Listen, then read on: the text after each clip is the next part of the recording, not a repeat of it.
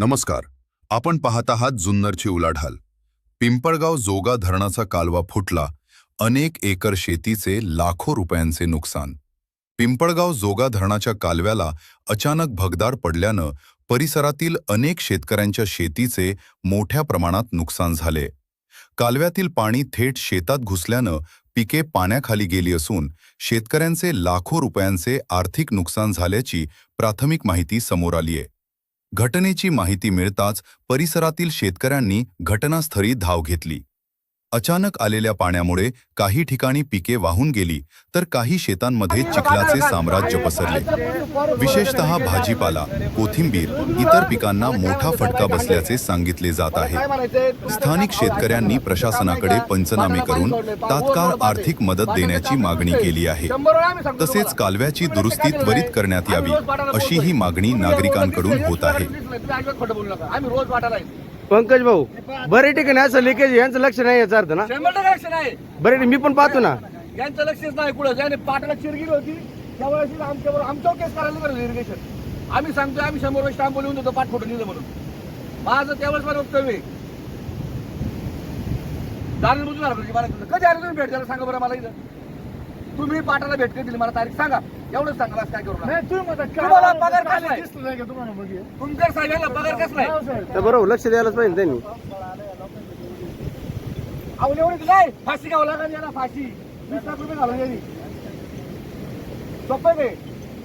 यांच्या पगारातून यांनी काढून द्यायचं ना ठेवा. जर आम्हाला नाही भेटलं ना तुम्हाला सांगतो मी 4 दिवसाची मध्ये 4 दिवस पुढे जर गेलं ना हे कामाचं यांना आम्हाला जर पैसे नाही भेटले नुकसान भरपाई याची त्याची झाली तेवढी तुम्हाला सांगतो. निर्मलच्या इशारा सांगतो. शेतकऱ्यांचा उद्रेक होईल आणि उद्रेक झाल्यावर काय होतं नाही तुम्हाला काय होतं.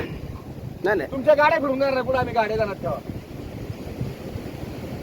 आणि आता ठरवलं आता सुद्धा गाडी जाणार नाही बाहेर तुमच्या घरात ठेवा.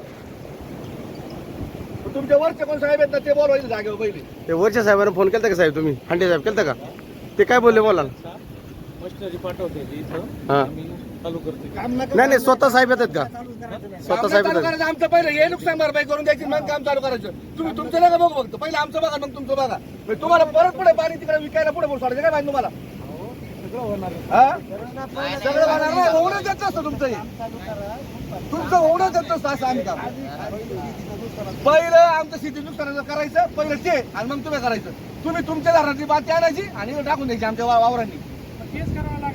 अहो आम्ही धरणातून एकदा काढू तर आमच्या जमीन धरणातून एकदा काढू तर आमचं केस करता. आणि आता तुमच्या धरणामुळे आमचं पाठ फुटल्याचं काय करता आम्ही? 5 एकर जमीन आमची त्यावेळेस 5 एकर जमीन वाटून झालं इथं. त्या निमिषाचं इथं 5 एकर जमीन तिकडून आणि आमची इकडून 5 एकर 10 एकर जमीन आमची पाण्याखाली. सगळं तुम्हाला सोपं वाटतं. इथं राहिले का त्या वावरांनी काय राहिले?